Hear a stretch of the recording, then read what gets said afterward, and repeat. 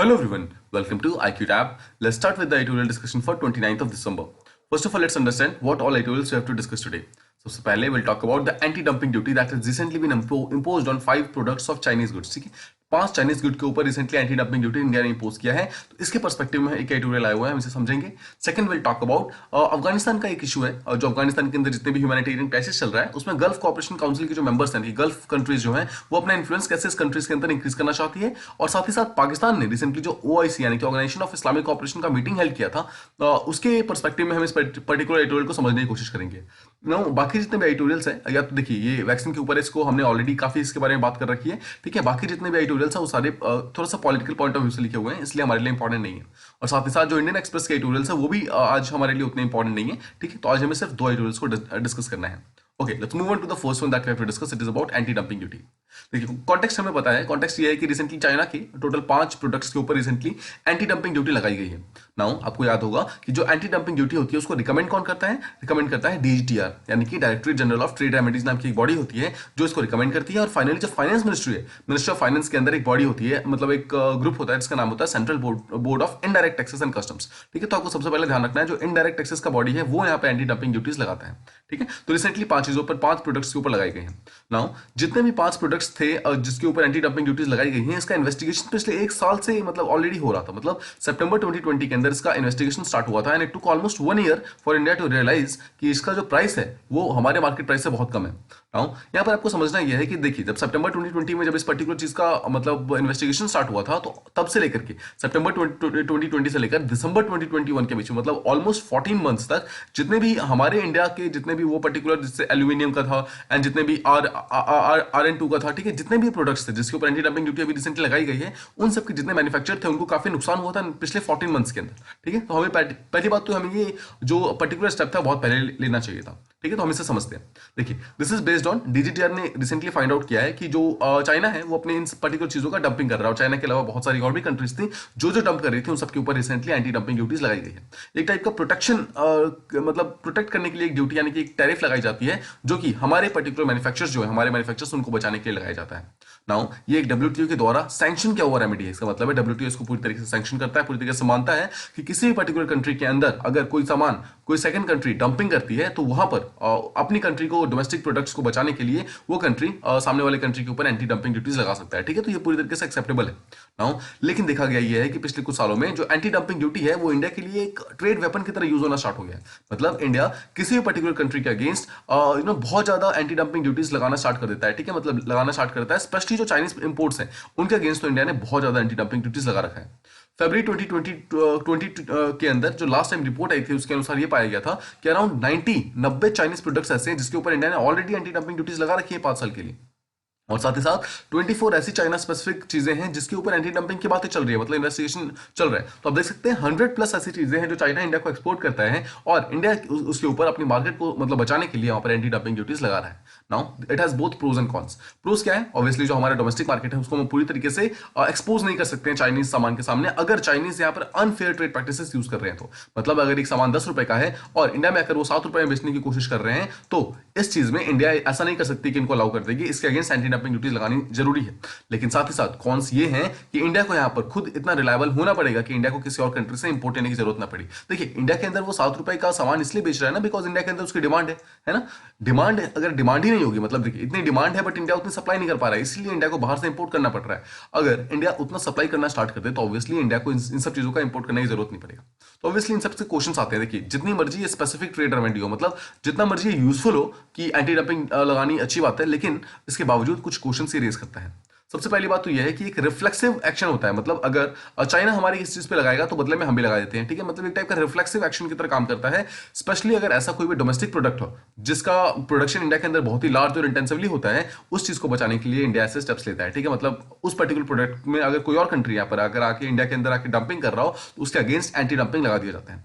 लेकिन इससे क्या होता है, जो हमारा खुद का मार्केट डायनामिक्स है बहुत ज्यादा स्क्यू हो जाता है, मतलब उस पर डायरेक्टली इफेक्ट होना स्टार्ट हो जाता है. देखिए यहां पर एक चीज जो सबसे इंपॉर्टेंट होता है वो होता है कंपटीशन इन द मार्केट.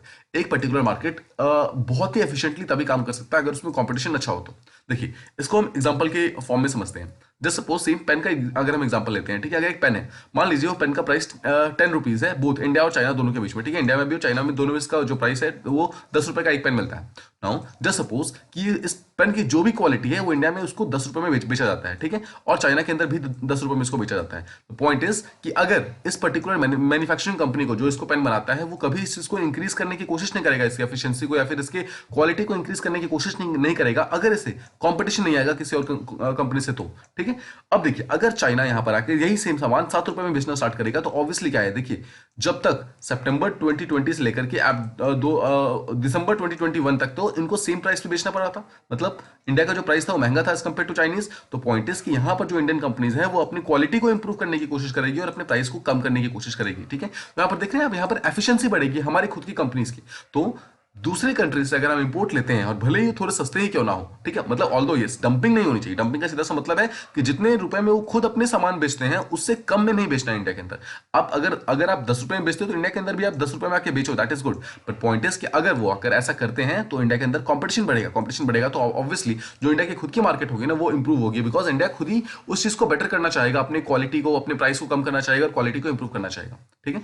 बहुत सारे ऐसे एफर्ट्स लगाए गए हैं जिससे कि हम हमारा जो ट्रेड डेफिसिट है चाइना के साथ, देखिए ट्रेड डेफिसिट क्या होता है, ट्रेड डेफिसिट का सीधा सा मतलब है कि हम कितना एक्सपोर्ट करते हैं और कितना इंपोर्ट करते हैं, दोनों का डिफरेंस क्या है। एक्सपोर्ट करने का मतलब है सीधा कि हम अपनी कंट्री से कितना सामान चाइना में भेजते हैं, और इंपोर्ट करने का मतलब है कि उसी कंट्री से हम अपनी कंट्री के अंदर कितना सामान लेते हैं। अब देखिए ट्रेड दो वर्ड्स होते हैं, एक होता है ट्रेड सरप्लस, एक होता है ट्रेड डेफिसिट। सरप्लस का मतलब है ज्यादा, डेफिसिट का मतलब है कम।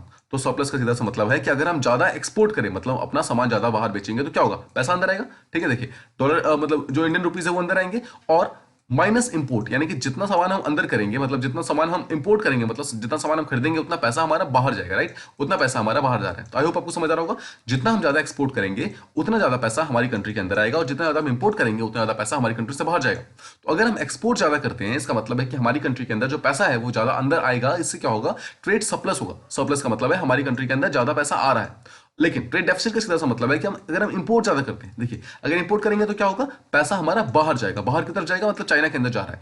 और अगर हम कम एक्सपोर्ट कर रहे हैं, मतलब हमारे अंदर पैसा आ कम रहा है बट ज्यादा बाहर जा रहा है, इसका मतलब है कि हम डेफिसिट में चल रहे हैं, मतलब ट्रेड हमारा डेफिसिट में जा रहा है, इसे कहते हैं ट्रेड डेफिसिट। और इंडिया चाइना के साथ ट्रेड डेफिसिट में चलता है, इसका मतलब है कि चाइना इंडिया की तरफ ज्यादा एक्सपोर्ट करता है लेकिन इंडिया चाइना को ज्यादा कुछ बेच नहीं पाता है, ठीक है। तो इस ट्रेड डेफिसिट को कम करने के लिए इंडिया ने ऑलरेडी बहुत सारे एफर्ट्स लगा रखे हैं, लेकिन इसका ये मतलब बिल्कुल भी नहीं है कि हम एंटी डंपिंग ड्यूटीज लगाना स्टार्ट कर देंगे इस चीज के लिए, because obviously anti dumping duties लगाना सही है, अगर डंपिंग हो रही तो बिल्कुल सही है। बट द पॉइंट इज कि हमें एक टारगेटेड अप्रोच यहाँ पे नहीं रखना चाहिए कि जितने भी चाइनीज चीजें उन सब पे लगाएंगे। पॉइंट इज एक अच्छा यहाँ पे एक बैलेंस्ड व्यू लेके चलना बहुत इंपॉर्टेंट है, बिकॉज यही वो प्रोडक्ट्स है जो आगे जाकर हमारी खुद के मार्केट के अंदर एफिशिएंसी ला सकती है। जैसे अभी रिसेंटली जो एल्यूमिनियम की का जो प्रोडक्ट है उसके ऊपर जो अभी रिसेंटली एंटी डंपिंग ड्यूटी लगाई गई है, पॉइंट इज कि वो तो ऑल दो देखिए इंडिया के अंदर बहुत सस्ते में बेचने की कोशिश कर रहा था, बट द पॉइंट इज कि इस पर्टिकुलर चीज के कारण इंडिया ने अपने खुद के एल्यूमिनियम इंडस्ट्री के अंदर पिछले 1 साल के अंदर काफी अच्छा इंप्रूवमेंट किया है, मतलब काफी ज्यादा एफिशिएंसी इंडिया के अंदर खुद क्या है, बिकॉज इंडिया उस पर्टिकुलर कंपनी से फाइट करने की कोशिश कर रहा है जो सामान को सस्ते में बेच रहा है। तो इंडिया अपनी क्वालिटी को इंप्रूव कर रहा है, अच्छी मशीनरीज को यूज कर रहा है जिससे कि उसका खुद का मतलब कॉस्ट कम हो रहा है। उससे क्या हो रहा है, जो फाइनली जो कंज्यूमर्स है जिनको इंडिया के अंदर भी पे करना पड़ रहा है उनको कंपैरेटिवली कम पे करना पड़ रहा है, ठीक है। आई होप आपको ये चीज समझ आ रही होगी। ओके देखिए जितने भी इफेक्टिवनेस जितने भी हम मेजर्स लेंगे उसकी इफेक्टिवनेस कितनी है, और ये इस बात पर डिपेंड करते हैं कि हम कितना टाइमली रिलीफ प्रोवाइड कर पाते हैं जो स्मॉल डोमेस्टिक मैन्युफैक्चरर्स हैं।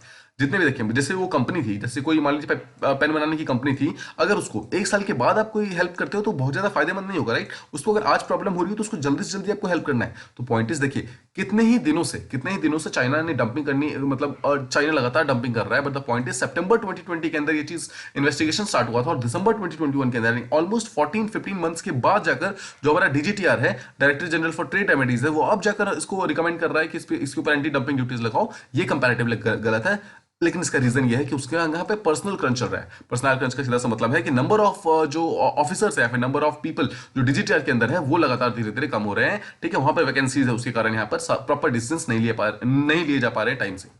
बहुत सारी कंपनीज ऐसी हैं पूरे वर्ल्ड वाइड में जो कि चाइना के साथ बिजनेस नहीं करना चाहती है, फिर चाइना के ऊपर एक्सेसिव रिलायंस नहीं करना चाहती है, मतलब हर चीज के लिए चाइना के ऊपर डिपेंडेंट नहीं होना चाहती है। इसलिए क्या कर रही है, वो हर एक कंट्री अपना अपना खुद का अलग अलग या तो सोर्सेज ढूंढ रही है या फिर वो खुद ही प्रोड्यूस करना स्टार्ट कर रही है डिफरेंट चीजों को।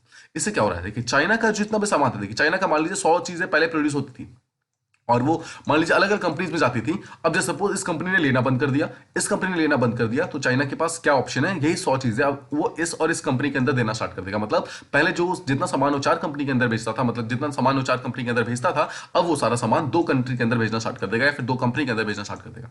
तो पॉइंट इज, भले ही ऐसा करने के लिए चाइना को अपने प्राइसेस कम क्यों ना करने पड़े, लॉस क्यों ना जाना पड़े, पर वो अपना सारा सामान यहाँ पर इन दोनों कंपनी के अंदर देने की जरूर कोशिश करेगा। इसी को कहते हैं डंपिंग। मतलब जबरदस्ती बिना किसी चीज के अगर आपने सारा सामान एक पर्टिकुलर कंपनी या फिर कंट्री के अंदर डाल दिया, उसे कहते हैं डंपिंग करना, मतलब सामान आपने डंप कर दिया। ठीक है, इसी चीज को रोकने के लिए देखिए समझना जरूरी है कि बहुत सारे ऐसे वर्ल्ड वाइड की जो इंटरनेशनल कंपनीज हैं, उन्होंने चाइना से सामान खरीदना स्टार्ट मतलब ऑलमोस्ट फिनिश कर दिया है।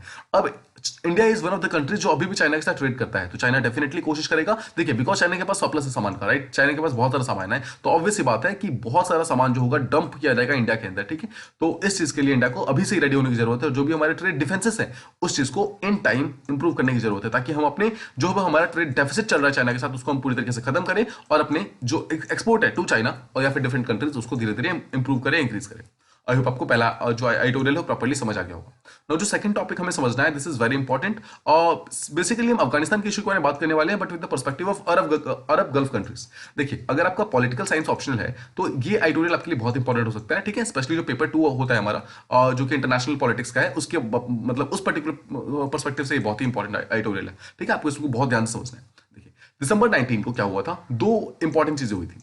पहली बात तो ये हुई थी कि पाकिस्तान ने एक ऑर्गेनाइजेशन ऑफ इस्लामिक कॉपरेशन, उनकी बॉडी होती है ओआईसी, उसका एक मीटिंग हेड किया था। ठीक है, एक स्पेशल सेशन से हेल्ड किया था। आपको समझना ये है कि इसका एक रेगुलर सेशन नहीं था, मतलब इसका जो एनुअल सेशन होता है वो ऑलरेडी हो चुका था, बट इसके बावजूद पाकिस्तान ने एक स्पेशल सेशन की कॉल की थी, और ऑर्गेनाइजेशन ऑफ इस्लामिक कॉपरेशन के जितने मेंबर्स थे वो यहाँ पर आए थे, और उन्होंने अफगानिस्तान की क्राइसिस के ऊपर बातचीत की थी। एक तो ये हो गया, और सेकंड चीज जो सेम डे हुई थी, सेम डे यह हुआ था कि उसी दिन इंडिया ने एक सेंट्रल एशियन कंट्रीज का साथ, आपको याद होगा कजाकिस्तान, उज्बेकिस्तान, इन जितने भी कंट्रीज थे उन सबके साथ एक फॉरेन मिनिस्टर्स की एक मीटिंग की थी। ठीक है, जिसमें हमारे एक्सटर्नल अफेयर्स मिनिस्टर ने पार्टिसिपेट किया था, उसको हेड किया था। ठीक है, आपको याद होगा। तो ये दोनों चीजें दिसंबर 19 को हुई थी। नाउ देखिए, और अगर हम यहाँ पर ऑर्गेनाइजेशन ऑफ इस्लामिक कॉपरेशन की बात करें तो ये इसकी कंट्री, ये इसके मेंबर स्टेट्स हैं। ठीक है, ये जितने भी राइट में आप देख रहे हैं सब इसको ऑब्जर्वर स्टेट्स हैं, इसको छोड़कर जितने भी ग्रीन आपको पोर्शंस दिख रहे हैं ये सारे इसके मेंबर स्टेट्स हैं ऑर्गेनाइजेशन ऑफ इस्लामिक कॉपरेशन के। Now this is Pakistan. ठीक है, इस पाकिस्तान के अंदर मीटिंग हुई थी। अगर आप यहाँ पर ध्यान से देखेंगे तो आपको यहाँ पर सारे सेंट्रल एशियन कंट्रीज मिलेंगे। देखिए जितने भी सेंट्रल एशियन कंट्रीज है, ठीक है, कजाकिस्तान, किर्गिस्तान, तुर्कमेनिस्तान, ये सारी कंट्रीज यहाँ पर इनको भी इनवाइट किया गया था ओआईसी के लिए। बट द पॉइंट इज कि सेम डे जब 2 मीटिंग हुई थी, और दिसंबर 19 को ही पाकिस्तान का भी ओआईसी का मीटिंग हुआ था और इंडिया का भी foreign minister for Central Asian states का मीटिंग हुआ था, but they chose to prioritise Delhi. मतलब वो इंडिया के अंदर आए थे, मतलब जितने भी सेंट्रल एशियन कंट्रीज है they chose to come to India, और इनके जो डेप्यूटीज थे वो पाकिस्तान गए थे। तो this was a diplomatic win for India. ठीक है, तो ये तो हो गया small point. But the point is कि रिसेंटली जो ओआईसी की मीटिंग हुई थी पाकिस्तान के अंदर, उसके अंदर तालिबान ने भी अटेंड किया था, मतलब जो अफगानिस्तान के रिप्रेजेंटेटिव है उसने भी अटेंड किया था। इसके अलावा एक बहुत ही इंपॉर्टेंट डेवलपमेंट ये हुआ था कि सऊदी अरेबिया ने इस पर्टिकुलर मीटिंग के अंदर एक ठीक है एक प्लेयर की तरह, एक मतलब एक प्लेयर और एक हेड की तरह यहाँ पर इस पर्टिकुलर मीटिंग को अटेंड किया था। ये काफी इंपॉर्टेंट हुआ था, इसको समझते हैं। देखिए हमें जैसा पता है कि अफगानिस्तान के अंदर ह्यूमैनिटेरियन क्राइसिस चल रहा है। उसकी 2 मेन प्रॉब्लम ये है कि पहली बात तो जितने भी बेसिक चीजें हैं, फूड, शेल्टर, होम, ये सभी वहां पे प्रॉपर मतलब अवेलेबल नहीं है। ठीक है, वहां पर नहीं है। और सेकंड चीज की एक हार्श विंटर सामने आ रहा है। ठीक है, विंटर आ रहा है, उसके कारण क्या होता है, वहां की पॉपुलेशन जो है वहां पे प्रॉपरली रह नहीं पा रही है। ठीक है, अब देखिए समझते हैं कि एग्जैक्टली इशू क्या है यहाँ पर। जैसा आपने देखा यहाँ पर ओआईसी कंट्रीज हैं। ठीक है, अब लेट्स अंडरस्टैंड जो ओआईसी कंट्रीज भी है ना, जितने भी आपने अभी मेंबर्स देखे उसके अंदर भी काफी ज्यादा राइवलरीज आपस में ही हो रही है, स्पेशली जितने भी गल्फ स्टेट्स हैं, जितने भी गल्फ कंट्रीज है। देखिए अब यहाँ पर आपको समझना है गल्फ कंट्रीज कौन सी है। देखिए ये जो आप 5-6 कंट्रीज देख रहे हैं, Iraq, Saudi, UAE, Kuwait, Bahrain, Qatar और ओमान, ये 7 कंट्रीज जो हैं they are called as Gulf corporation council के मेंबर्स, यानी कि गल्फ कंट्रीज। अगर आप ओआईसी का मेंबर स्टेट्स देखेंगे, दिस इज मेंबर स्टेट्स, और ये जो आप कंट्रीज देख रहे हैं दे आर गल्फ कंट्रीज। तो Gulf countries they are also part of OIC, और यहां पर ओआईसी के अंदर जो इंटरनल कॉन्फ्लिक्ट हुआ है उसके अंदर गल्फ स्टेट्स जो है सबसे बड़े कॉन्फ्लिक्ट करने वाले हुए, मतलब गल्फ स्टेट्स के कारण यहां पे कॉन्फ्लिक्ट स्टार्ट हो गया। 2 मेन रीजन है। पहला तो अफगानिस्तान के ऊपर जो इश्यू चल रहा है, ये एक सबसे बड़ा रीजन है कि यहाँ पर जो लगातार प्रॉब्लम स्टार्ट हुई है, और सेकंड इज कि हर एक कंट्री जो है अपना इन्फ्लुएंस इंक्रीज करना चाहता है इस तालिबान गवर्नमेंट के ऊपर। बिकॉज देखिए तालिबान एक न्यू गवर्नमेंट है जो कि अभी रिसेंटली अफगानिस्तान के अंदर आया है। तो तालिबान गवर्नमेंट के ऊपर जो भी कंट्री अभी के टाइम में अपना इन्फ्लुएंस ले लेगी ना, वो लॉन्ग टर्म में ही तालिबान या फिर अफगानिस्तान के इंटरेस्ट से फायदा उठा सकती है। नाउ यहाँ पर देखा गया है कि सऊदी अरेबिया देखिए आपको यहाँ पर सऊदी अरेबिया के बारे में समझना है कि अभी जब मतलब कुछ साल पहले मतलब लास्ट ईयर जब यूएसए ने यहाँ पर स्टार्ट किया था एक नेगोशिएशन अफगानिस्तान गवर्नमेंट और तालिबान के साथ में, आपको याद होगा ठीक है, एक अग्रीमेंट स्टार्ट किया था जब ट्रंप यहाँ पर प्रेसिडेंट हुआ करते थे, तो यूएसए, तालिबान और अफगानिस्तान गवर्नमेंट इन तीनों ने साथ में मिलकर एक डील साइन की थी, ठीक है, मतलब डील साइन की थी जिसमें यूएस ट्रुप को बाहर निकलने की बात की गई थी। तो इस पर्टिकुलर जब ये मीटिंग हो रही थी उस टाइम सऊदी अरेबिया ने अपने आप को इस पर्टिकुलर चीज से बिल्कुल साइड कर लिया था। देखिए सऊदी अरेबिया अपने आप को इस्लामिक वर्ल्ड का लीडर मानता है, ठीक है, देखिए to some extent Saudi Arabia और थोड़ा सा यूएई, अगर यहाँ पे देखेंगे तो सऊदी अरेबिया एक अपने आप को इस्लामिक कंट्री का वो मानता है कि ये एक टाइप का लीडर है, रिलीजियस लीडर है, और साथ ही आप जो यूएई देख रहे हैं ये दोनों एक टाइप के लीडर्स की तरह मतलब इमर्ज होते हैं, ठीक है। तो सऊदी अरेबिया को यहाँ पर इंक्लूड नहीं किया गया था अफगानिस्तान के जब बातचीत हुई थी, तो इस बात से साइड होकर मतलब सऊदी अरेबिया बिल्कुल ही साइड हो गया था। लेकिन फाइनली काफी दिनों के बाद तो पाकिस्तान के इस ओआईसी की मीटिंग में आया, उसका रीजन क्या है, लेट्स अंडरस्टैंड कि देखिए जब 1990s के अंदर जब तालिबान गवर्नमेंट पहली बार अफगानिस्तान के अंदर पावर में आई थी तो 1996 के अंदर उनकी गवर्नमेंट बनती है, ठीक है, और उस गवर्नमेंट के अंदर सिर्फ 3 ही कंट्रीज ऐसी थी जिन्होंने उस पर्टिकुलर गवर्नमेंट को ऑफिशियली रिकॉग्नाइज किया था। First was Saudi Arabia, second was UAE and third was Pakistan, ठीक है। लेकिन क्या हुआ, इन तीनों कंट्री ने इसको रिकॉग्नाइज किया, पर 2001 यानी कि 5 साल के बाद वो गवर्नमेंट पूरी तरीके से टूट गई और वहां पर जाकर यूएसए बैठ गई, ठीक है, अफगानिस्तान के अंदर। तो सऊदी अरेबिया, ये यूएई और ये है पाकिस्तान, देखिए this is Pakistan and this is Afghanistan. तो इन तीनों कंट्री ने ही सिर्फ अफगानिस्तान के अंदर उस टाइम जो तालिबान गवर्नमेंट आई थी उसको एक्सेप्ट किया था, रिकॉग्नाइज किया था। लेकिन आपको ध्यान रखना है that was a different era, वो 20 साल पहले की बात है, और 20 साल के अंदर तो जियो पॉलिटिक्स के अंदर सब कुछ चेंज हो जाता है, और सच में सब कुछ चेंज हो गया जब 2010 में मतलब जो पिछला जो डेकेड हुआ है उस पर्टिकुलर में देखा गया कि एक कतर नाम का जो स्टेट है, देखिए कतर नाम की कंट्री यहाँ देख सकते हैं, कतर, दिस इज कतर, देखिए कितनी छोटी सी कंट्री है यहाँ पर, ये कतर एक फोर फ्रंट में आती है और इसने स्टार्ट किया अफगानिस्तान के ऊपर नेगोशिएशन कराना, मीडिएशन कराना स्टार्ट किया। यहाँ पर अफगानिस्तान के अंदर जितने भी प्रॉब्लम्स थी उस चीज को सामने लेकर आना स्टार्ट किया कतर ने, और उसने यूएसए को यहाँ पर एक सिग्निफिकेंट प्लेयर बनाया, मतलब यूएसए और अफगानिस्तान की मीटिंग कराने में सबसे बड़ा एक जो रोल माना जाता है that was of this particular country, ठीक है। अब कतर जो था उसका न्यू रोल जो अफगानिस्तान के आ रहा था उसके कारण उसको काफी डिप्लोमेटिक और काफी पॉलिटिकल विजिबिलिटी मिल रही थी पूरे वर्ल्ड के अंदर, मतलब एक इंपॉर्टेंट प्लेयर की तरह इमर्ज हो रहा था लगातार ये कंट्री। नाउ इंडिया भी जो पहली बार जब इंडिया भी इस पर्टिकुलर मीटिंग में मिलने गया था, दोहा इसका कैपिटल है, ठीक है, कतर का कैपिटल है दोहा, तो इंडिया भी जब इस पर्टिकुलर कंट्री में गया था तो सबसे पहले इंडिया का जो एनकाउंटर हुआ था तालिबान के साथ, तालिबान गवर्नमेंट के साथ पहली बार दोहा के अंदर ही हुआ था। लेकिन this was not the only geopolitical flash point, देखिए दोहा में सिर्फ यही इंपॉर्टेंट चीज नहीं हुई थी, आपको समझना है कि जो वेस्टर्न एशियन कंट्रीज है, वेस्ट एशियन कंट्रीज है, वहां पर कतर लगातार पावर में इंक्रीज हो रहा है, उसकी क्लाउटिंग इंक्रीज हो रही है, लगातार उसका एम्बिशन इंक्रीज हो रहा है, उसके कारण जो ट्रेडिशनल पावर्स है जैसे कि यूएई जिसका कैपिटल है अबू धाबी और रियाद जो कि मतलब सऊदी अरेबिया का कैपिटल है, ये देखिए ये टाइप का स्टेटस को, मतलब ये टाइप का पावर सेंटर्स थे उस पर्टिकुलर टाइम के, सऊदी एंड यूएई, उस पर्टिकुलर इन दोनों कंट्री के अंदर अब हलबली मचनी स्टार्ट हुई, बिकॉज कतर यहाँ पे लगातार एक पॉलिटिकल एक फेम गेन कर रहा था, एक पॉलिटिकल नेम गेन कर रहा था, उसके कारण ये जो दोनों कंट्री थी सऊदी अरेबिया और यूएई, इन दोनों कंट्री के अंदर अपने आप ही मतलब अंदर की तरफ प्रॉब्लम स्टार्ट हो गई, ठीक है। अब क्या हुआ, स्पेशली जो कतर था, कतर ने जो इस्लामिक ग्रुप था, जो इस्लामिक पॉलिटिकल इस्लाम था उसके अंदर, और डिफरेंट ऑर्गेनाइजेशन जो है इस्लाम की, जैसे कि मुस्लिम ब्रदरहुड नाम का एक बॉडी है इस्लाम के अंदर, उन सब चीजों को उसने लीडरशिप प्रोवाइड करना स्टार्ट कर दिया। तो ठीक है, आप समझ रहे हैं, अभी तक इसका जो मुस्लिम ब्रदरहुड का लीडर हुआ करता था दैट वाज यूएई या फिर सऊदी अरेबिया, मेनली सऊदी ही उसका लीडर हुआ करती थी, बट अचानक से सऊदी के साथ पास से जो लीडरशिप थी वो अचानक से मूव ऑन होकर गई इसके पास, ठीक है, कतर के पास। नाउ ऑब्वियस सी बात है कि इस पर्टिकुलर चीज से कतर और यूएई दोनों को बहुत अच्छा नहीं लगेगा। तो 2017 आते आते देखिए एक बहुत ही इंपॉर्टेंट डेवलपमेंट होता है जिसके अंदर क्या होता है, यूएई और सऊदी अरेबिया दोनों साथ में मिलकर दोहा के अगेंस्ट इकोनॉमिक ब्लॉकेड लगाते हैं, यानी कि इकोनॉमिक सैंक्शंस लगाने स्टार्ट करती है। आई होप आपको समझ आ रहा होगा, ठीक है, डिफरेंट प्रिटेक्स्ट में। देखिए ये हमारा ये हम अलग किसी टॉपिक में देखेंगे कि क्या क्यों सैंक्शंस लगाए गए थे, बट द पॉइंट इज कि जैसे ही उनको पहला रीजन मिला यूएई सऊदी को, उन्होंने इस पर्टिकुलर कंट्री के ऊपर यानी कि दोहा के ऊपर यानी कि कतर के ऊपर एक सैंक्शंस लगाने स्टार्ट कर दिया, इकोनॉमिक सैंक्शंस, ठीक है। अब वो चाहते ऐसा था कि जितने भी मतलब चाहते ऐसा था, यूएई और सऊदी चाहती थी कि इस पर्टिकुलर कंट्री को, कतर को जितने भी जियोपॉलिटिकल सिग्निफिकेंस मिल रहा है वो सारे का सारा सिग्निफिकेंस खत्म हो जाए और वापस इनके पास पावर सेंटर आ जाए, ठीक है। जो स्टेटस को इनके पास था, मतलब जो पावर यूएई और सऊदी के पास था, ये चाहते थे वापस इनके पास आ जाए।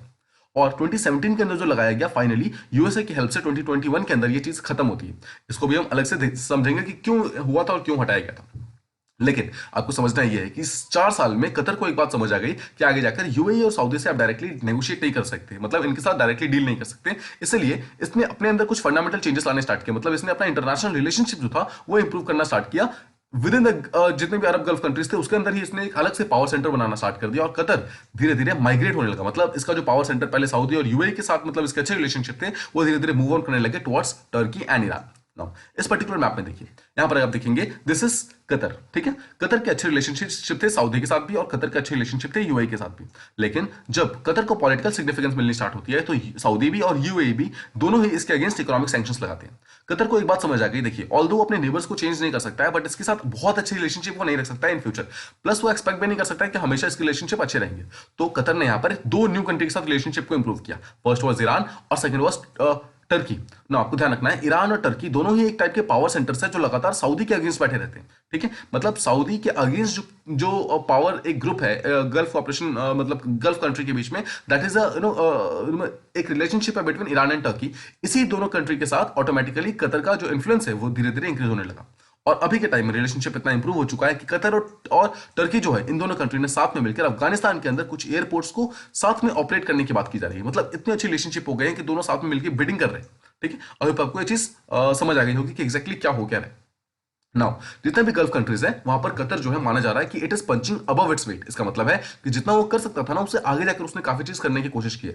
स्पेशली उसने अपने जियो पॉलिटिक्स को इतना स्ट्रॉन्ग किया है कि यूएसए भी उसके साथ रिलेशनशिप अच्छे रखने की कोशिश कर रहा है कतर के साथ, ठीक है। नाउ ऑब्वियसली बात है, इस चीज को सऊदी और यूएई दोनों को बहुत अच्छा नहीं लगेगा।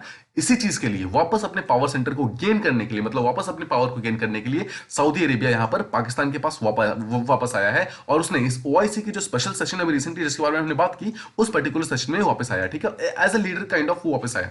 आपको समझना ये है, अभी तक सऊदी जो है वो पाकिस्तान को बहुत तक नहीं दे रहा था, मतलब बिल्कुल उसने साइड कर दिया था पाकिस्तान को। पाकिस्तान अपने, आपको याद होगा लास्ट ईयर उसने इकोनॉमिक हेल्प मांगी थी जब, तो पूरी तरीके से सऊदी ने इसको मना कर दिया था, ठीक है। अब देखिए, जैसे ही उसने सऊदी ने पाकिस्तान को इकोनॉमिक हेल्प देने से मना किया था, उसी पर्टिकुलर टाइम में कतर यानी कि दोहा जो है उसने 2019 के अंदर, मतलब लास्ट टू लास्ट ईयर क्या किया था, इस्लामाबाद यानी कि पाकिस्तान को और सऊदी का जो टेंशन इंक्रीज हो गया था अचानक से, उसके कारण उसी चीज का मतलब फायदा उठाते हुए इकोनॉमिक एड दिया था पाकिस्तान को अराउंड $3 बिलियन का, ठीक है। उस टाइम पाकिस्तान की इकोनॉमी बहुत ज्यादा डाउन हो रही थी। It was almost like a bail out, मतलब उस चीज को रिवाइव करने के लिए, इकोनॉमिक रिवाइव करने के लिए कतर ने $3 बिलियन का इकोनॉमिक एड प्रोवाइड किया था पाकिस्तान को। तो आई होप आपको समझ आ रहा होगा। सऊदी ने जैसे ही पहली गलती की, वैसे ही दोहा ने वहां पर उस अपने कार्ड को प्ले किया और पाकिस्तान के साथ अपने रिलेशनशिप को इंप्रूव करने की स्टार्ट किया। अब देखिए यहां पर सऊदी की बात यह है कि सऊदी रिसेंटली इस पर्टिकुलर अपने रिलेशनशिप को फिर से इंप्रूव करने की कोशिश कर रहा है पाकिस्तान से, बिकॉज सऊदी जानता है कि अगर अफगानिस्तान के अंदर अपना इन्फ्लुएंस इंक्रीज करना है तो पाकिस्तान के थ्रू ही हो सकता है, ठीक है। तो सऊदी को वापस अपने पाकिस्तान के जो पिछला उसका अलाई था, मतलब उसके पास वापस आना पड़ रहा है। इसी कारण वो इस रिलेशनशिप को, जो ब्रोकन रिलेशनशिप है, इसको फिर से रिपेयर करने के लिए उसने इमरान खान के साथ फिर से एक बार रिलेशनशिप को इंप्रूव करने के लिए ओआईसी की मीटिंग में एज अ लीडर इसने पार्टिसिपेट किया। ये था हमारा सारा डेवलपमेंट, जो एक्जैक्टली क्यों हो रहा है, क्या हो रहा है, ठीक है। ये political science optional point of view से बहुत इंपॉर्टेंट है, आप प्लीज इसको ध्यान रखिएगा। और सेकंड चीज देखिए, जो अरब गल्फ है, it is poised to become a important player once again. जैसे तालिबान के अंदर, जो अफगानिस्तान के अंदर जो तालिबान गवर्नमेंट है, जैसे जैसे पावर के अंदर बढ़ रही है, वैसे वैसे ऐसा माना जा रहा है जो अरब गल्फ कंट्रीज है उनकी भी प्रोमिनेंस धीरे धीरे बढ़ती जाएगी। देखिए जो 2015 है, अगर आप जियो पॉलिटिकल लेवल पे बात करें तो इंडिया के लिए ये जो गल्फ कंट्रीज है उनकी कितनी इंपॉर्टेंस है वो इस बात से मालूम चलती है कि 2015 के अंदर नरेंद्र मोदी 34 इयर्स के बाद, जो हमारे प्राइम मिनिस्टर थे, he became the first Indian prime minister to go to UAE, मतलब अबू धाबी का जो पार्ट है वहां पर गए थे, मतलब अराउंड 30+ इयर्स के बाद वहां पर गए थे एक विजिट के ऊपर।